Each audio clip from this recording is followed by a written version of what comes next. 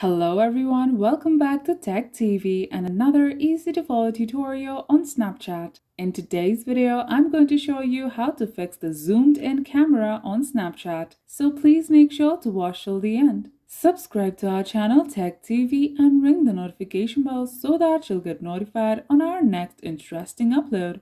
So let's get on with it. At first, open the Play Store or the App Store on your device and search for Snapchat. Tap the result shown. If your app is not up to date, an update button will be shown. So tap Update. Now check if the problem is fixed. If the zoomed in camera is not fixed, tap the profile icon at the top left. On the profile page, tap the settings icon at the top right. And under the Who Can section, tap Lenses.